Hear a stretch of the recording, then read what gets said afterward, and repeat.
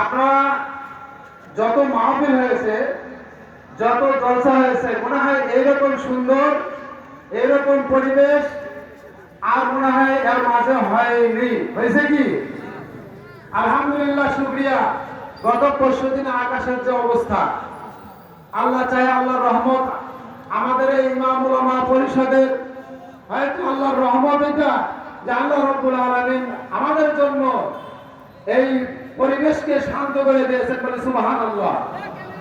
এরপরেও যে আজকে সকালের যে অবস্থা ছিল, আল্লাহ সুবহানাহু ওয়া তাআলা এই সমস্ত উলামাদের বরকতে হয়তো আল্লাহ আমাদেরকে এই সমস্ত অনুকূল পরিবেশ থেকে রক্ষা করে এই মুহূর্ত পর্যন্ত সুন্দর সুশৃঙ্খলার সঙ্গে আসে বসার তৌফিক দান করেছেন, আলহামদুলিল্লাহ। ভাই, ২০১৬ সাল থেকে নিয়ে যাদের ত্যাগে, যাদের পরিশ্রমে আজকে এই পলাশবাড়ী উপজেলার উলামায়ে কিরামদের তত্ত্বাবধানে যে ইমাম ও উলামা পরিষদ সংগঠিত হয়েছে, এই সংগঠনটির জন্য আপনারা খুশি হয়ে যান। যদি খুশি হয়ে থাকেন তাহলে আমাদের উদ্দেশ্য এবং আপনার নিজের উদ্দেশ্য কিন্তু একটু বুঝতে হবে।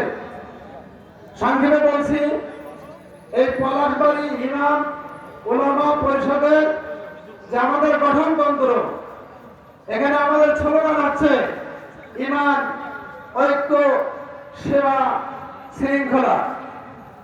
১ নম্বর হচ্ছে মসজিদ ভিত্তিক মক্তব ও গণশিক্ষা কার্যক্রম গ্রহণ করা।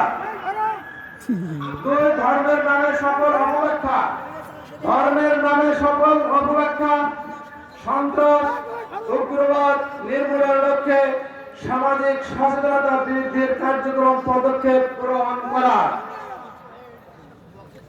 মদ, জুয়া, সুদ, ঘুষ, ইফতিজিং, নারী নির্যাতন ও যৌতুক বন্ধের লক্ষ্যে পদক্ষেপ গ্রহণ করা ও সামাজিক সচেতনতামূলক আন্দোলন গড়ে তোলা। জ্ঞান পিপাসু মানুষের সুবিধার্থে উন্নত মানের পাঠাগারের ব্যবস্থা গ্রহণ করা।